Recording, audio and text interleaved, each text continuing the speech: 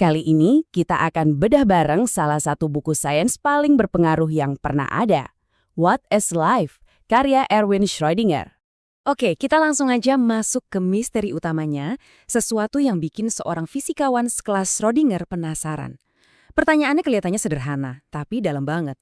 Gimana ceritanya kok bisa ada kehidupan yang super teratur, yang bisa bertahan di alam semesta yang katanya selalu bergerak ke arah kekacauan atau berantakan? Jadi, kalau kita lihat dari kacamata seorang fisikawan, alam semesta ini punya kecenderungan alami buat jadi makin gak teratur. Ini adalah hukum dasar termodinamika kedua. Tapi, anehnya, kehidupan kok kayaknya gak peduli ya sama aturan itu? Nah, ini dia poin pentingnya. Hukum fisika itu sifatnya statistik.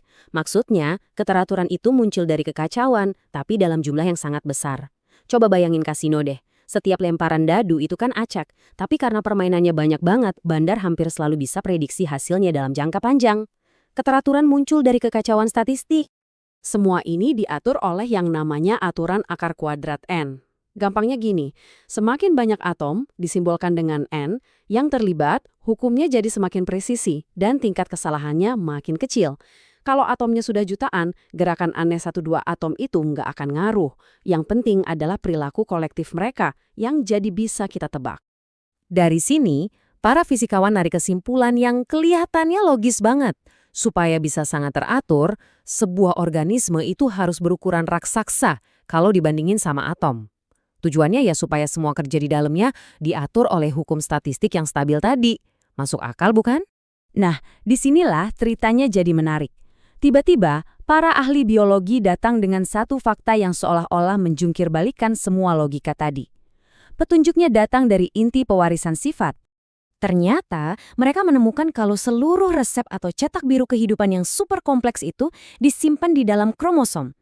Dan hebatnya, struktur mungil ini bukan cuma nyimpan instruksi, tapi juga sekaligus jadi alat buat ngejalanin instruksi itu. Dan yang bikin kaget, perkiraan jumlah atom dalam satu gen yang jadi pembawa sifat turunan itu ternyata cuma sekitar 1 jutaan. 1 juta kedengarannya banyak ya, tapi buat hukum statistik fisika, angka segitu tuh kecil banget, ibaratnya nggak cukup signifikan. Nah, disinilah letak paradoksnya.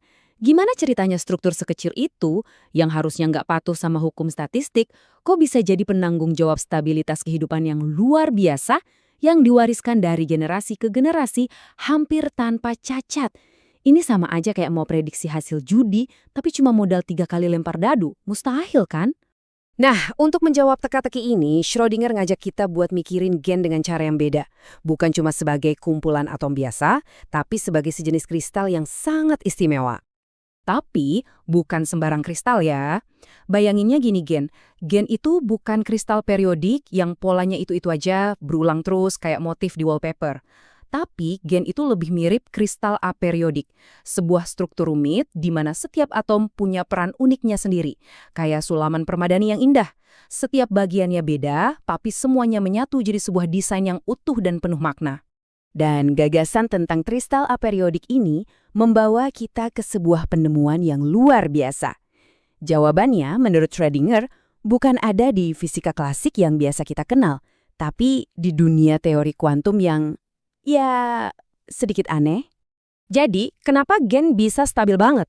Ternyata bukan karena jumlah atomnya yang banyak, tapi karena gen itu sendiri adalah sebuah molekul. Molekul ini diikat oleh kekuatan dari mekanika kuantum yang super kuat. Ikatan ini jauh lebih solid, jauh lebih pasti daripada sekedar hukum rata-rata statistik. Makanya ia bisa stabil banget, meskipun ukurannya sangat kecil. Dengan cara pandang ini, mutasi gen jadi masuk akal. Mutasi itu ternyata bukan kerusakan yang terjadi pelan-pelan. Mutasi adalah sebuah lompatan kuantum, di mana atom-atom di dalam molekul tiba-tiba menata ulang posisinya jadi konfigurasi baru yang stabil. Bukan pelan-pelan berubah, tapi lebih mirip kayak saklar lampu yang tiba-tiba klik pindah posisi. Jadi prosesnya kira-kira begini. Pertama, ada gen yang lagi stabil di tingkat energi rendah. Terus gen ini kena senggolan energi dari luar, bisa dari panas, bisa dari radiasi.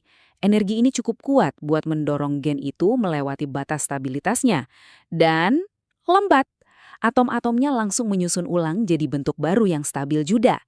Nah, bentuk baru inilah yang kita sebut gen yang bermutasi. Dan bentuk ini bakal diwariskan dengan sempurna. Oke, kita masih ke bagian terakhir di mana semua potongan teka-teki ini menyatu dan membentuk sebuah prinsip baru yang keren banget buat memahami apa itu kehidupan. Jadi, kesimpulan besarnya begini. Kalau dunia benda mati itu prinsipnya keteraturan dari ketidakteraturan, nah, kehidupan justru sebaliknya.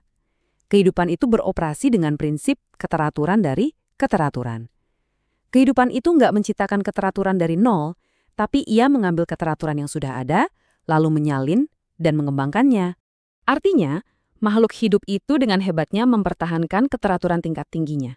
Ia terus-menerus melawan arus alam semesta yang cenderung jadi berantakan, atau yang disebut fisikawan sebagai entropi. Bayangin aja kayak ada robot pembersih yang kerja non-stop di kamar yang terus-terusan diberantakin orang.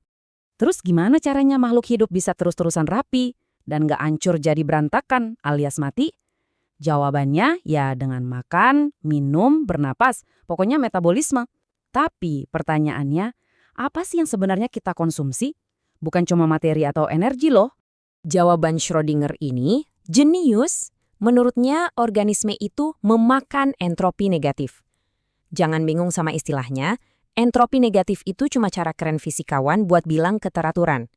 Jadi, makhluk hidup itu menjaga keteraturannya dengan memakan keteraturan dari lingkungan, misalnya dari molekul makanan kita yang terstruktur rapi, terus sampah atau kekacauannya dibuang keluar. Nah, ini dia yang membawa kita ke pertanyaan pamungkas yang bakal bikin kita mikir. Kalau kehidupan itu intinya adalah menciptakan keteraturan dari keteraturan yang sudah ada, pertanyaannya jadi, dari mana datanya keteraturan yang paling pertama itu? Dan pertanyaan besar inilah yang ditinggalkan Schrödinger buat kita semua renungkan.